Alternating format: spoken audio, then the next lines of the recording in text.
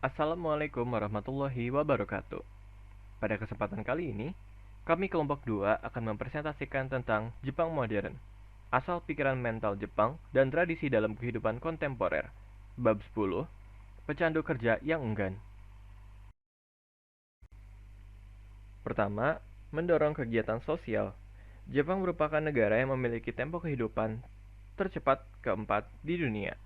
Jepang hidup dan bekerja dengan sangat cepat yang di kota-kota besar hampir melampaui kapasitas manusia. R. Levin, seorang psikolog asal Amerika, pernah memperkirakan bahwa orang Jepang memiliki tempo kehidupan tercepat keempat di dunia. Menurut penelitiannya, Jepang hanya dikalahkan oleh Swiss, Irlandia, dan Jerman. Tempo kehidupan di Jepang dan partisipasi aktif dalam kehidupan masyarakat tidak muncul secara tiba-tiba. Ketika mengadaptasi agama Buddha agar sesuai dengan kebutuhan mereka, orang Jepang membuang apapun yang tidak sesuai dengan harapan awal mereka. Shotoku Taishi, yang dianggap sebagai legislator Jepang pertama, menghapus ungkapan tentang perlunya meditasi mendalam dari Sutra Teratai dan menggantinya dengan jangan mendekati orang yang selalu duduk dalam meditasi agama, yang berarti bahwa orang ini tidak akan berguna bagi orang-orang di sekitarnya. Agama Buddha pada awalnya dianut oleh sekelompok pendeta yang sempit, namun di sisi lain, Konfusianisme yang menentukan standar perilaku sosial mudah diterima dan menjadi landasan struktur negara Jepang. Penandatanganan Kyoikuchokugo pada 1890 oleh Kaisar Meiji. Pada tahun 1890, Kaisar Meiji menandatangani Rescript on Education atau Kyoikuchokugo, dokumen yang membentuk ideologi dan moralitas warga negara dan memiliki pengaruh besar pada prinsip-prinsip moral publik. Kemudian, terjadi pendorongan pengembangan industri dan perdagangan. Pada periode Meiji, pemerintah yang setia pada tradisi paternalistiknya mendorong pengembangan industri dan perdagangan. Di kota-kota besar, mereka membuka apa yang disebut museum komersial yang memamerkan sampel barang-barang yang diproduksi di Jepang dan luar negeri. Terakhir, kebiasaan hidup hemat orang Jepang sangat kental. Dalam manuskrip didaktik abad pertengahan, para juru tulis didesak untuk menghemat tinta dan kuas, dan para pengrajin serta petani diperintahkan untuk menyimpan peralatan mereka. Selanjutnya, ketekunan melawan bakat. Sepanjang sejarah panjang mereka, orang Jepang telah mengembangkan banyak pandangan dan gagasan yang sangat tidak biasa.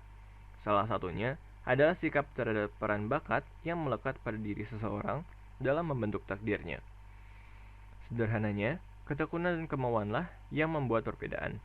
Sorai Ogyu, seorang filsuf Jepang, mengatakan bahwa orang memiliki berbagai bakat sejak lahir, dan ini harus dipertimbangkan dalam pendidikan mereka. Pada abad ke-18, Norinaga Motori, pendiri ortodoksi dalam budaya Jepang, menulis bahwa bukan metode yang penting dalam penelitian akademis, tetapi ketekunan ilmuannya. Tabel menunjukkan bahwa orang Jepang berpikir bakat hampir sama dengan ketekunan. Gagasan bahwa kerja dan ketekunan dapat memecahkan masalah apapun juga tersebar luas di Jepang saat ini. Angka di tabel menunjukkan bahwa orang Jepang berpikir bahwa bakat hampir sama dengan ketekunan. Orang Jepang lebih percaya pada ketekunan dan efisiensi mereka dibandingkan dengan keterampilan seorang pengajar. Dalam kedua kasus tersebut, tidak ada keraguan dalam pikiran orang Jepang bahwa ketekunan dan etos kerja yang kuat berhubungan langsung dengan rasa kebahagiaan dan kepuasan. Karena orang Jepang tidak melihat banyak perbedaan antara bakat dan ketekunan, tidak mengherankan bahwa bahkan hari ini, banyak dari mereka berpikir bahwa karyawan harus dibayar dengan gaji yang sama untuk tenaga kerja yang sama, terlepas dari keterampilan dan kecakapan mereka. Singkatnya, majikan yang tidak percaya pada kekuatan besar ketekunan tidak akan mempekerjakan karyawan dengan keterampilan rata-rata atau rendah. Di Amerika Serikat, manajer industri teratas menghasilkan 30 kali lebih banyak daripada karyawan dengan bayaran terendah. Di Jepang, disparitas ini hanya 10 kali. Kehidupan sehari-hari harus membuat orang Jepang menyadari bahwa orang tidak memiliki keterampilan dan bakat yang sama. Namun, mereka mempertahankan bahwa perbedaan yang signifikan dalam bakat tidak sering terjadi dan perbedaan kecil dapat disamakan dengan ketekunan yang luar biasa. Ketekunan yang otentik dan yang diasumsi. Laju kehidupan yang cepat di Jepang membutuhkan tindakan yang efisien dan cepat dari semua orang. Contohnya, kantor di gedung-gedung kota, bank, dan perusahaan tidak dibagi menjadi kantor pribadi yang terpisah. Ketekunan ditambah dengan visibilitas dan kontrol timbal balik. Selama jam kantor, karyawan Jepang tidak pernah melakukan percakapan pribadi di telepon kantor. Lalu, aturan tata letak kantor dan desain tempat kerja melahirkan beberapa kata dan konsep baru.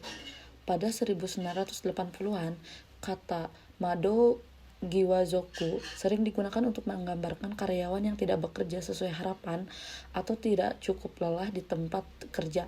Karyawan tersebut dipisahkan dari yang lain dengan cara khusus.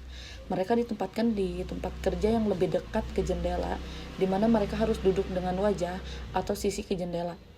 Karyawan tersebut duduk tegak lurus atau pada sudut 180 derajat ke rekan kerja mereka untuk menekankan status mereka yang terdegradasi. Sistem kerja seumur hidup yang digunakan pada saat itu mencegah mereka dari pemecatan. Jika mereka meninggalkan tempat kerja atau tertidur, mereka akan dikenakan tindakan disipliner lebih lanjut, peringatan, dan akhirnya pemecatan dengan tanda hitam dalam catatan tenaga kerja mereka.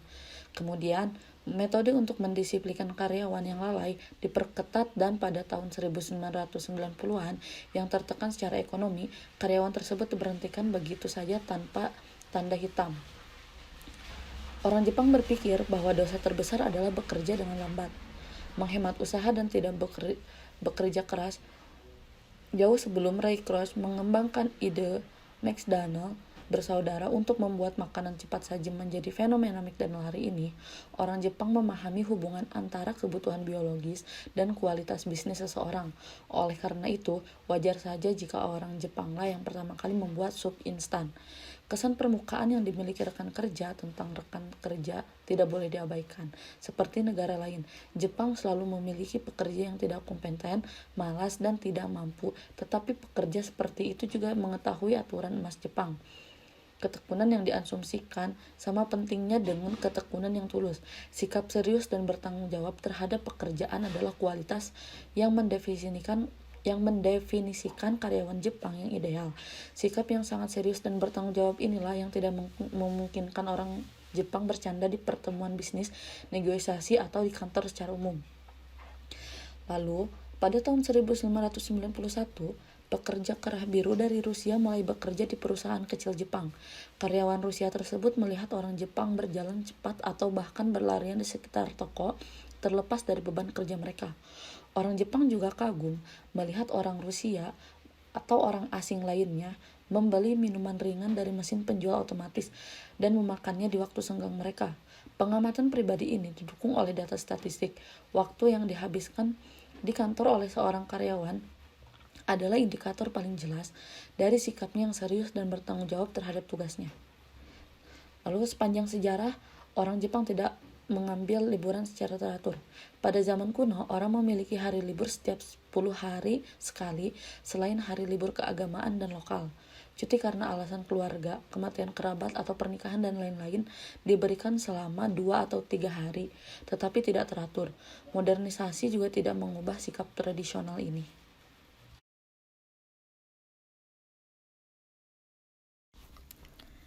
Selanjutnya ada membayar harga untuk sukses.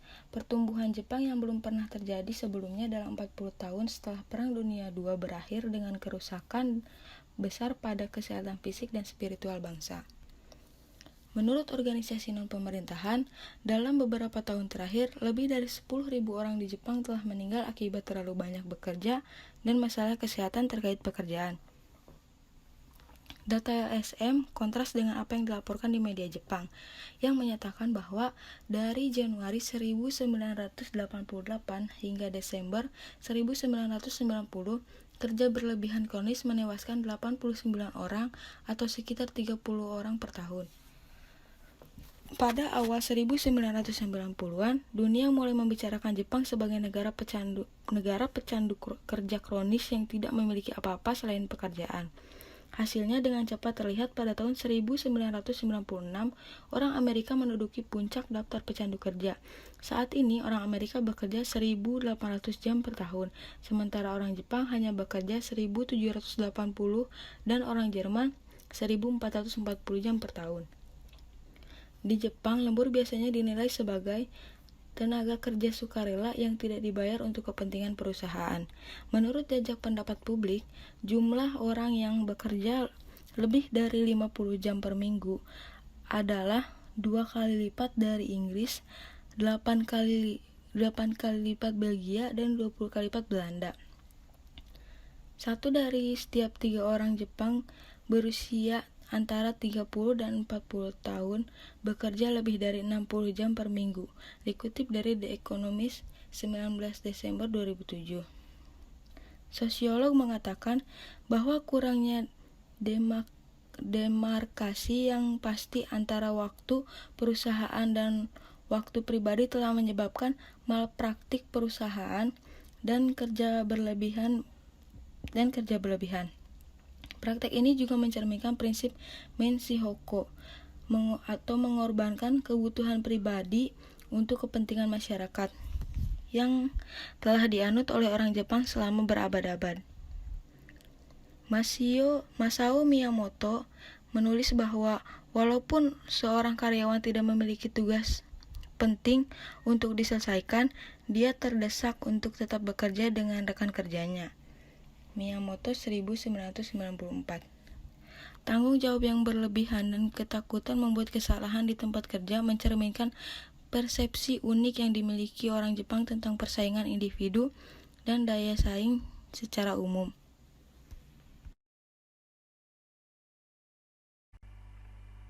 Sekian presentasi yang dapat kami sampaikan. Mohon maaf apabila ada kekurangan, kesalahan kata maupun sikap. Dan atas perhatiannya kami ucapkan terima kasih banyak. Wassalamualaikum warahmatullahi wabarakatuh.